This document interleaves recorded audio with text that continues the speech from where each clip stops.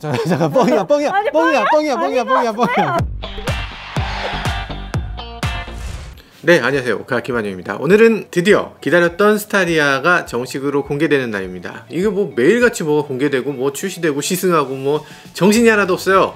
뭐 이렇게 자꾸만 내놓는 거예요. 현대기아차는 좀 천천히 좀 하셔도 될 것 같은데, 뭔가 이렇게 바뀌는 세상에 빨리 적응하고자 하는 그런 움직임으로 보이기도 합니다. 스타리아 지금 어떤 식으로 변화됐는지 지금 신차 발표를 살짝 살펴보도록 하겠습니다. 그리고 저희가 직접 가서 본 것도 뒷부분에 있으니까 함께 살펴보시죠. 네, 지금 월드 프리미어 영상이 재생이 되고 있고요. 편안한 휴식의 시작이고, 네.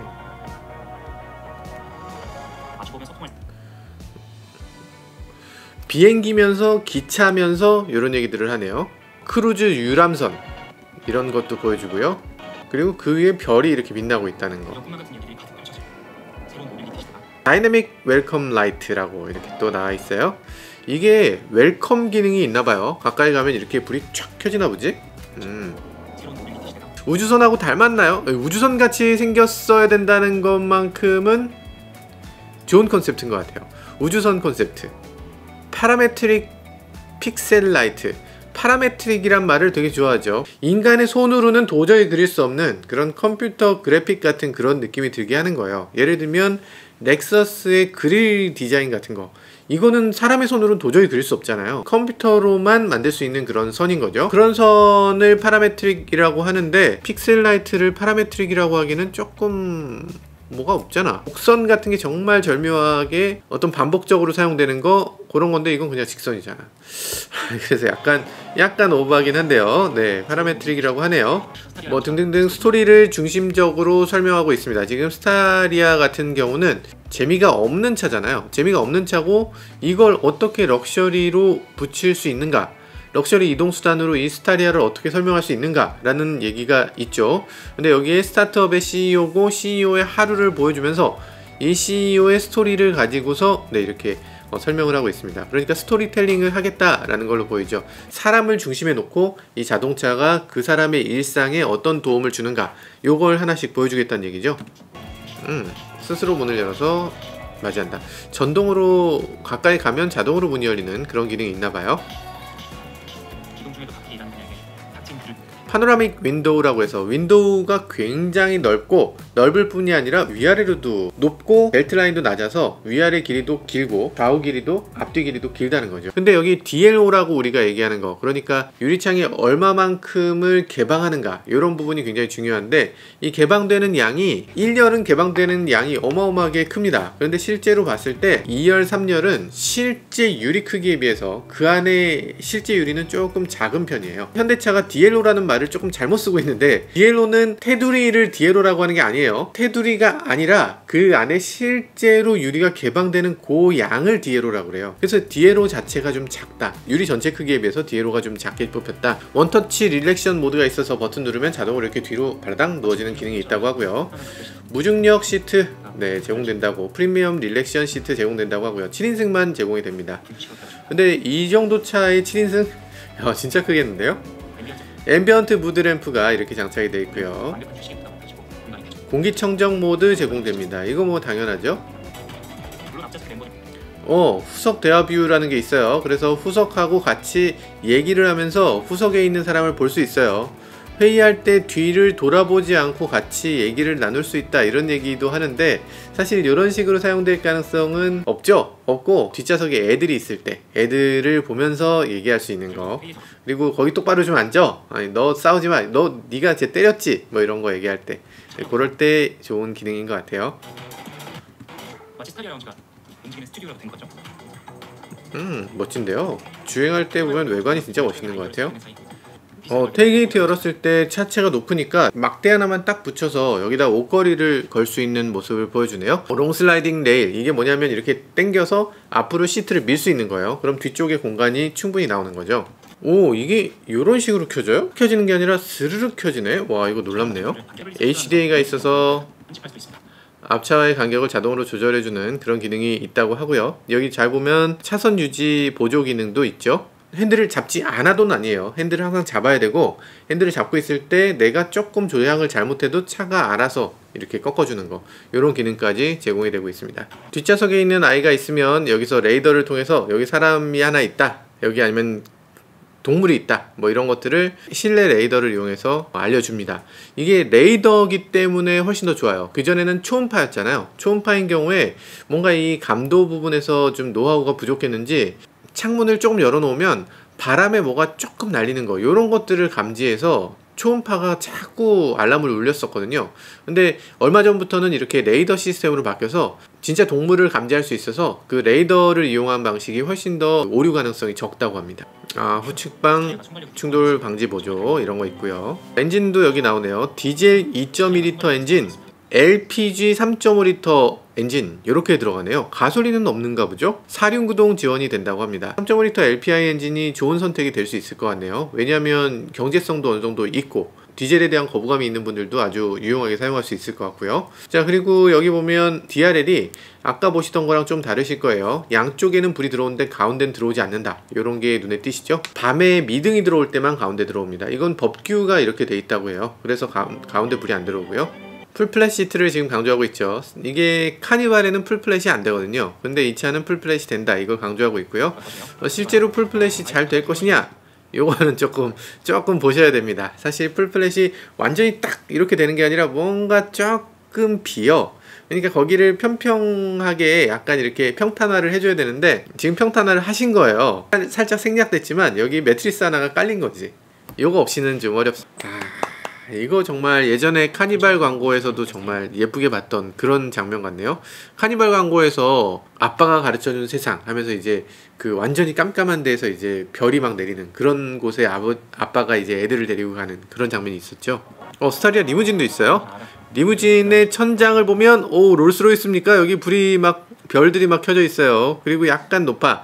근데 요만큼 높고 거기에 모니터를 달았네요. 그리고 잘 보면 유니버설 아일랜드, 여기 가운데 이렇게 뭔가 팔걸이는 아니고 테이블 같은 게 있는데 테이블이 내려갔다가 원터치로 올라오는 그런 형태로 되어 있네요. 이런 것도 되게 좋은데요. 지금까지 이동 경험을 완전히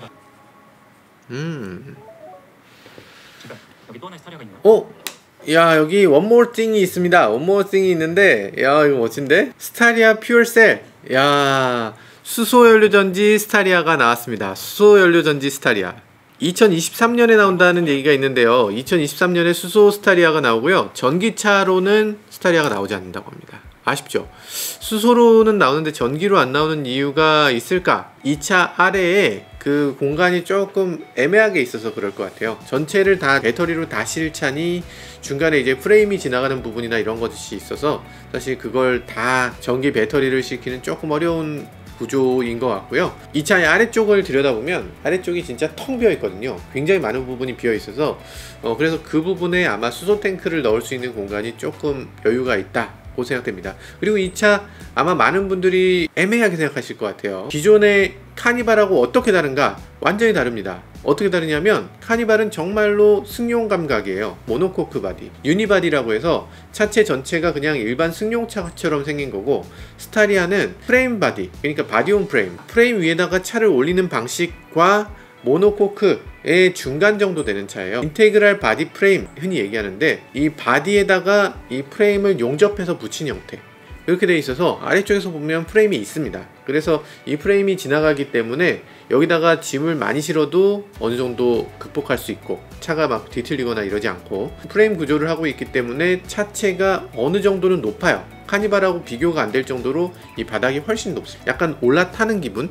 계단을 밟고 올라가는 기분이라고 보시면 돼요. 프레임 부분이 있으니까, 그러니까 차의 많은 부분을 조금 드러내도 그래도 그 프레임이 충분히 차를 지탱할 수 있는 거죠. 그래서 그런 설계 때문에 아주 쉽게 수소 탱크를 넣을 수 있는 공간이 나올 수 있지 않을까. 아랫부분의 일부분을 드러내도 그 나머지 프레임이 이 차를 지탱할 수 있으니까 그렇게 만들어진 게 이번 스타리아의 특징인 것 같습니다.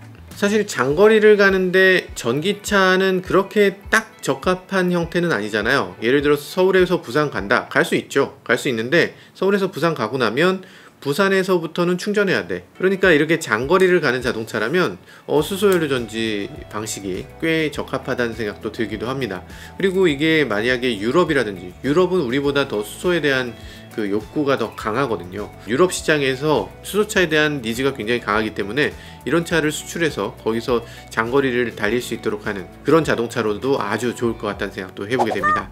이렇게 보니까 전혀 모르겠죠? 이거 안 되겠어, 직접 봐야 되겠어 해서 미리 보고 왔습니다. 어떻게 보고 왔는지 직접 한번 살펴보시죠. 보통 스타리아가 아니고 모카 스타리아, 정말 멋진 자동차 스타리아. 외관에서 봤을 때 뭐 어마어마합니다. 바로 옆에 스타렉스하고 비교했을 때도 정말 슬릭하고 정말 매끈하게 생긴 자동차. 그렇게 우리가 걱정했던 이 옆유리 크기, 야 이건 너무하지 않습니까? 진짜 어마어마한 크기의 옆유리를 보여주는데 이런 것도 아주 대단한 것 같습니다. 자, 그러면 아마도 이 외관을 보시면 깜깜해서 뭐가 뭔지 하나도 안 보인다 하실 수도 있을 것 같아요. 그냥 아예 조금 더 밝은 색깔로 실내에 들어가서 한번 보도록 하죠. 오, 세상에, 조금 더 자세히 보니까 아주 화려하고 멋집니다. 여러분들 혹시 이상하다, 이거 광고 아니냐 하실 수도 있을 것 같아요. 아니고요. 자, 여기서 보면요, 전체적으로 봤을 때 이 느낌이 굉장히 멋지잖아요. 약간 현대 자동차가 아니라 미래 자동차 같아요. 전면에 이렇게 커퍼색으로 구리 느낌이 나도록 이렇게 만들어진 거, 이런 것도 굉장히 멋지고요. 그리고 이 앞부분에 이렇게, 이게 어떤 느낌일까 싶었는데, 야 정말 특이한 느낌입니다. 마치 이게 솔저